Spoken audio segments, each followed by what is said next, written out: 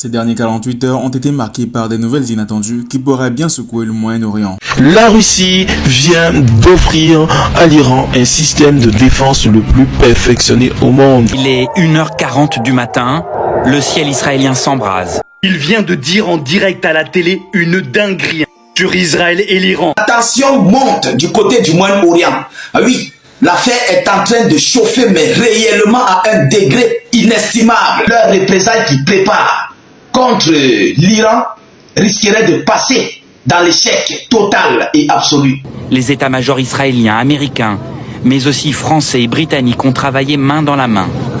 Alors, ce que la Russie vient de faire, l'acte que la Russie vient de poser, le matériel lourd que les Russes viennent d'envoyer, mesdames, mesdemoiselles et messieurs, ça montre et ça prouve que, mesdames, mesdemoiselles et messieurs, l'Iran vient de faire une sortie fracassante ici par le biais. Et oui, Israël et l'Iran, deux puissances régionales, toujours en conflit, après des années de confrontations verbales et militaires, sont sur le point de franchir un cap très décisif. Une question brûle alors sur toutes les lèvres. La paix va-t-elle enfin se concrétiser entre ces deux pays? Et c'est la question qu'on se pose tous après ces bombardements et ces tensions qu'on voit tous ces derniers jours sur les réseaux sociaux en vidéo. Après des années d'hospitalité, de sanctions et de tensions nucléaires, est-ce que le vent peut-il tourner un jour? Eh bien, des négociations discrètes, appuyées par certaines grandes puissances, peuvent essayer de faire la médiation pour que Israël et l'Iran soient prêts à engager un dialogue. Si un pays pourrait réellement confronter ces deux pays à engager un dialogue vers la paix, quel pays pourrait avoir tellement d'influence pour pouvoir influencer sur ces deux idéologies entre l'Iran et l'Israël? Eh bien, il faut être au courant que si cette situation venait réellement à arriver, les enjeux de cette rencontre concerneraient plus des questions économiques, mais surtout militaires, avec des concessions possibles sur le programme nucléaire iranien. Une étape donc majeure serait en vue, même si le chemin vers un accord global restera sinueux. Il faut savoir qu'Israël redoute réellement et toujours vraiment la montée en puissance nucléaire de l'Iran, ce qui prouve sa vigilance jusqu'alors, même s'il restera ouvert à une discussion autour de la sécurité régionale. Ce qui restera donc un dialogue très fragile, mais un espoir très réel pour un conflit qui perdure depuis plusieurs et longues années. Les réactions internationales sont très partagées. Certains pensent que jamais un dialogue ou une médiation ne pourrait arriver entre ces pays asiatiques, et d'autres aussi pensent un jour il pourrait se créer une situation où les deux pays seront d'accord et pouvoir s'allier ensemble. Ce qui est certain, que ce soit en Iran ou en Israël, des factions politiques conservatrices exprimeront toujours leur réticence à tout rapprochement avec l'ennemi et resteront très méfiantes quant aux véritables intentions du régime ennemi. Ce qui est certain, si cet effort de paix se concrétise, cela pourrait avoir un impact très considérable, non seulement pour Israël et l'Iran, mais aussi pour l'ensemble du Moyen-Orient et en Asie. Les relations avec d'autres acteurs régionaux comme l'Arabie Saoudite ou la Turquie pourraient aussi réévaluer, et l'influence des États-Unis qui soutiennent Israël tout en cherchant à éviter un conflit avec l'Iran se redéfinira. Ce qui est certain, c'est qu'en ces temps incertains, le monde entier observe avec attention les prochains développements et surtout en espérant que la paix vienne une réalité durable entre ces deux pays du Moyen-Orient qui sont en conflit depuis plusieurs et longues années maintenant. Chers amis, que pensez-vous réellement à votre propre avis de ce conflit qui dure entre ces deux pays? Mesdames et messieurs, soyez salués où que vous soyez, partout à travers les quatre coins du globe. Alors, la tension monte du côté du Moyen-Orient. Ah oui, l'affaire est en train de chauffer, mais réellement à un degré inestimable. Mesdames, mesdemoiselles et messieurs, l'Iran vient de faire une sortie fracassante ici par le biais du commandant de la Marines du corps de la révolution islamique. Mesdames, mesdemoiselles et messieurs, mais les déclarations qu'il a faites sont ici à l'issue de ces représailles israéliennes qui les opposent à l'Iran. Et aussi, concernant l'aide accrue des États-Unis d'Amérique, il y a certaines autres autorités américaines qui viennent d'arriver sur le territoire israélien pour aider Israël à préparer, à mieux coordonner leur frappe sur l'Iran. Alors, je ferai une autre vidéoconférence là-dessus. Mais cette déclaration que ce commandant de la marine vient de faire, mesdames et messieurs, ce sont des déclarations à prendre vraiment au sérieux.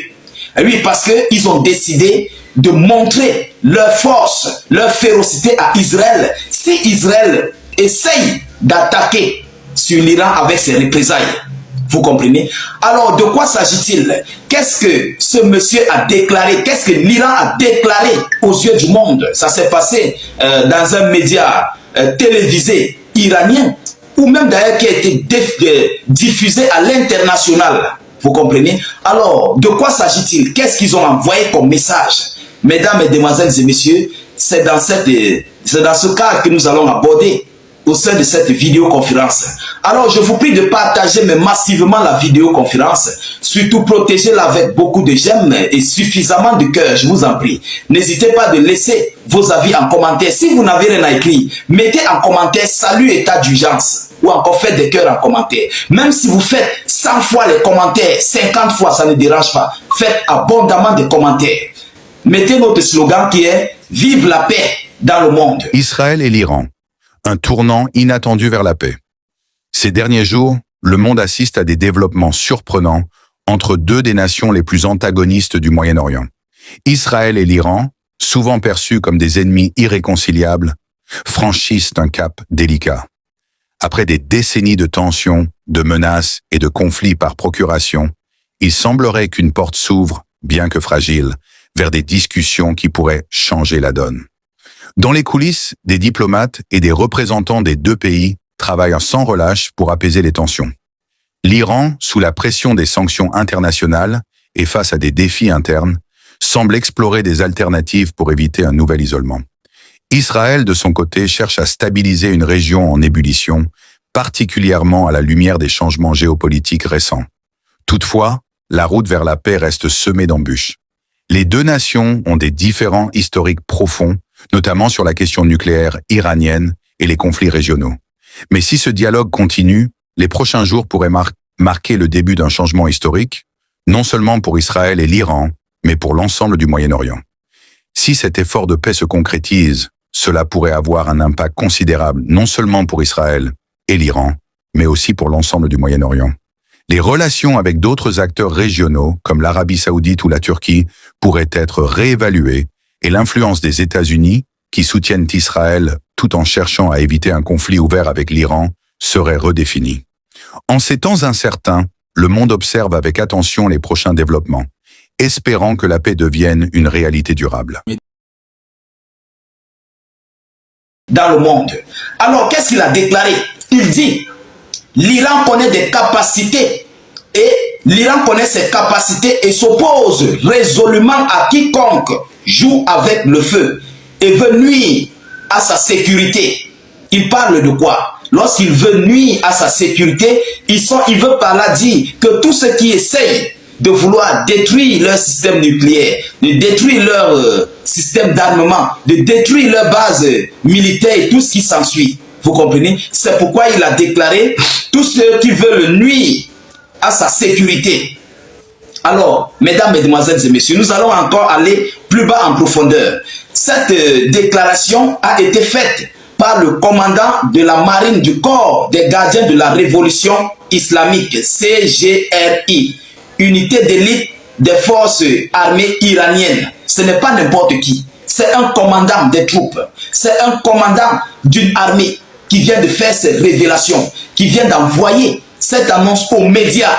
Ils savent sur quoi ils comptent. Je vous ai toujours dit, les Iraniens... Et l'Iran, deux puissances régionales, toujours en conflit, après des années de confrontations verbales et militaires, sont sur le point de franchir un cap très décisif. Une question brûle alors sur toutes les lèvres. La paix va-t-elle enfin se concrétiser entre ces deux pays? Et c'est la question qu'on se pose tous après ces bombardements et ces tensions qu'on voit tous ces derniers jours sur les réseaux sociaux en vidéo. Après des années d'hospitalité, de sanctions et de tensions nucléaires, est-ce que le vent peut-il tourner un jour? Eh bien, des négociations discrètes appuyés par certaines grandes puissances peuvent essayer de faire la médiation pour que Israël et l'Iran soient prêts à engager un dialogue. Si un pays pourrait réellement confronter ces deux pays à engager un dialogue vers la paix, quel pays pourrait avoir tellement d'influence pour pouvoir influencer sur ces deux idéologies entre l'Iran et l'Israël? Eh bien, il faut être au courant que si cette situation venait réellement à arriver, les enjeux de cette rencontre concerneraient plus des questions économiques, mais surtout militaires, avec des concessions possibles sur le programme nucléaire iranien. Une étape donc majeure serait en vue, même si le chemin vers un accord global restera sinueux. Il faut savoir qu'Israël redoute réellement et toujours vraiment la montée en puissance nucléaire de l'Iran, ce qui prouve sa vigilance jusqu'alors, même s'il restera ouvert à une discussion autour de la sécurité régionale. Ce qui restera donc un dialogue très fragile, mais un espoir très réel pour un conflit qui perdure depuis plusieurs et longues années. Les réactions internationales sont très partagées. Certains pensent que jamais un dialogue ou une médiation ne pourrait arriver entre ces pays asiatiques et d'autres aussi pensent un jour il pourrait se créer une situation où les deux pays seront d'accord et pouvoir s'allier ensemble. Ce qui est certain, que ce soit en Iran ou en Israël, des factions politiques conservatrices exprimeront toujours leur réticence à tout rapprochement avec l'ennemi et resteront très méfiantes quant aux véritables intentions du régime ennemi. Ce qui est certain, si cet effort de paix se concrétise, cela pourrait avoir un impact très considérable, non seulement pour Israël et l'Iran, mais aussi pour l'ensemble du Moyen-Orient et en Asie.